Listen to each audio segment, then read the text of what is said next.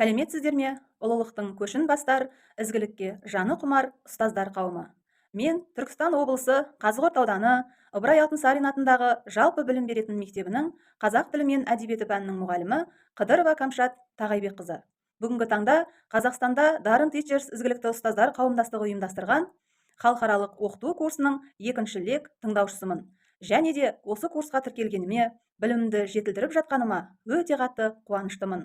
Бұған мысал, курс барысында алып жатқан білімім.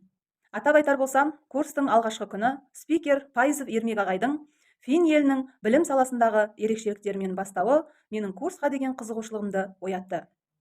Курс барысында Тяхбаева Балжан апайдың сәтті сабақтың сыры атты сабағы шын мәнісінде сәтті болды.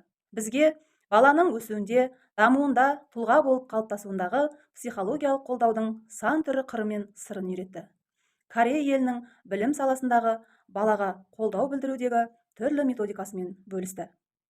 Үшінші күнгі спикеріміз Аралбек Берікұлының оқушының үлгеріміне әсер ететін факторлар сабағы курс тыңдаушыларының барлығына үлкен әсер қалдырды деп мақтанышпен айта аламын.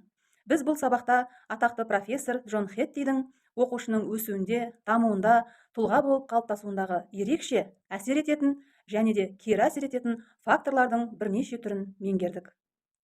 Атап айтар болсам, спикерлер мені өте қатты таң қалдырды. Жас болса да, білімді, жан жақты, дарынды, талантты екендерін таныта білді. Бізге беріп жатқан білімдерін өз тәжірибелерінде қолданғандығы және де жоғары деңгейлерге жетіп жатқандығын мысал ретінде көрсете білді. Құрметті ұстаздар, әлемді өзгерткің келсе, өзіңнен баста дейді.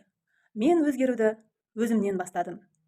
Ұлттық құндылықтар негізінде ізгілікті тұлға қалыптастырып, ізгілікті қоғам қалыптастыруда мен сіздерді Қазақстанда ұйымдастырылған Дарын Teachers ізгілікті ұстаздар қауымдастығында білім жетілдіруге шақырамын.